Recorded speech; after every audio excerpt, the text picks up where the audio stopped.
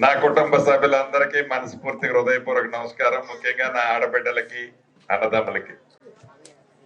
ఈ నెల 11వ తారీఖు జరిగే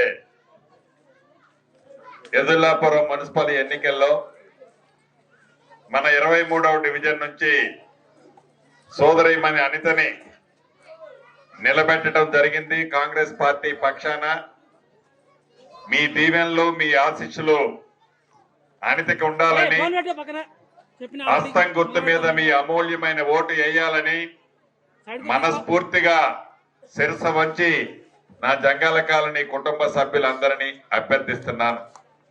ఈ కార్యక్రమంలో పాలు పంచుకుంటున్న ఈ 23వ డివిజన్ ముఖ్య నాయకులకి, ఓటర్లకి, మీడియా మిత్రులకి అందరికీ హృదయపూర్వక నమస్కారం. మీకు తెలియందే కాదు, ఈ ప్రజా ప్రభుత్వం ఇందిరమ్మ ప్రభుత్వం వచ్చి 2 సంవత్సరాలు పూర్తయింది. గౌరవ ముఖ్యమంత్రి రేవంత్ రెడ్డి గారి నాయకత్వంలోని ఈ ప్రజా ప్రభుత్వం పేదోడి ప్రభుత్వం.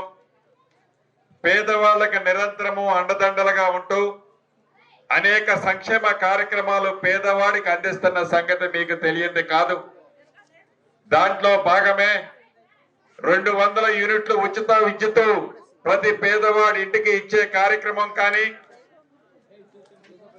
ఆడబిడ్డ ఎంత దూరము ఆర్టీసీ బస్సులో ప్రయాణం చేసినా ₹1 బస్సు ఛార్జీ తీసుకోకుండా ఉండే కార్యక్రమం కానీ, పెద్దోళ్లు తినే సన్న బియ్యం బువ్వ నా పేదింటి ఆడబిడ్డ తినాలని సన్న బియ్యం ఇచ్చే కార్యక్రమం కానీ, ఆనాడు 10 సంవత్సరాల్లో రేషన్ కార్డు కూడా ఇయ్యకపోతే అర్హులైన పేదవాళ్ళందరికీ మన ప్రభుత్వంలో రేషన్ కార్డులు ఇచ్చుకున్నాం.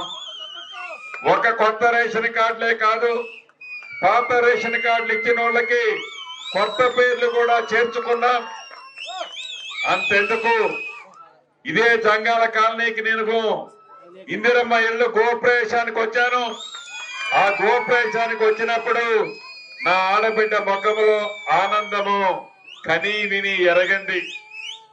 ఆనాటి 10 సంవత్సరాల పాలనలో పేదవాడికి ఆత్మ గౌరవానికి చిహ్నంగా ఉండే ఒక ఇల్లు ఇయ్యాలనే జ్ఞానం కూడా ఆనాటి ప్రభుత్వానికి లేకపోతే మొదటి సంవత్సరమే రాష్ట్ర వ్యాప్తంగా 4.5 లక్షల ఇళ్లు ఇచ్చాం. మన ఎదుర్లాపురం మున్సిపాలిటీలో కూడా 580 ఇళ్లు ఇచ్చాం. దాంట్లో మన జంగాల కాలనీ కూడా ఇళ్లు ఇచ్చాం. అర్హులైన పేదవాళ్ళు చాలా మంది ఉన్నారు. మొన్న నేను వచ్చినప్పుడు అడిగారు, రేపు ఏప్రిల్ నెలలో 2వ విడత ఇస్తున్నాను, మళ్ళీ ఇస్తాను, ఇంకా 3 సార్లు అర్హులైన పేదవాళ్ళకి 5 లక్షల రూపాయల గొడుగున్న ఇందిరమ్మ ఇల్లు ఇస్తాను. అంతేకాదు, ఇళ్ల స్థలానికి సంబంధించిన సమస్య ఉంది, ఇంటి నెంబర్లు లేని సమస్య ఉంది.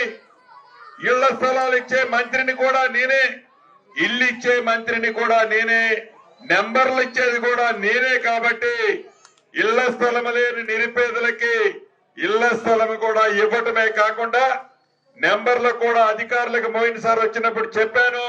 ఈ ఎన్నికల కోడ్ అయిపోయిన తర్వాత స్వయంగా నేనే ఉండి ఆ కొత్త నెంబర్లు ఇప్పించడంతో పాటు అర్హులైన పేదవాళ్ళకి ఇళ్ల స్థలం ఇచ్చి ఇందిరమ్మ ఇల్లు కూడా కట్టించే కార్యక్రమాన్ని చేపడతాను. ఇంకొక పని ఉంది, అంతర్గతంగా సిమెంట్ రోడ్ల సమస్య ఉంది, డ్రైన్ల సమస్య ఉంది.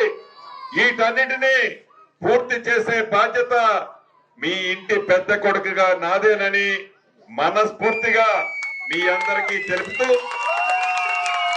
ఆనాడు అసెంబ్లీ ఎన్నికల్లో నన్ను ఎలా అయితే దీవించారో, ఎలా అయితే పెద్ద మెజార్టీతో ఆశీర్వదించారో, రేపు 11వ తారీఖు జరిగే మన మున్సిపల్ ఎన్నికల్లో ఈ 23వ డివిజన్ నుంచి సోదరీమణి అనిత గుర్తు మీ గుండెల్లో ఉండే హస్తం గుర్తు. ప్రతి ఒక్కళ్ళు ఇందిరమ్మ ప్రభుత్వంలో హస్తం గుర్తు మీద ఓట్లు వేసి మంచి మెజార్టీతో చెల్లెమ్మని దీవించాలని మనస్ఫూర్తిగా మరొక్కసారి నా కుటుంబ సభ్యులందరినీ కోరుకుంటూ మీ అందరి దగ్గర సెలవు తీసుకుంటున్నాను.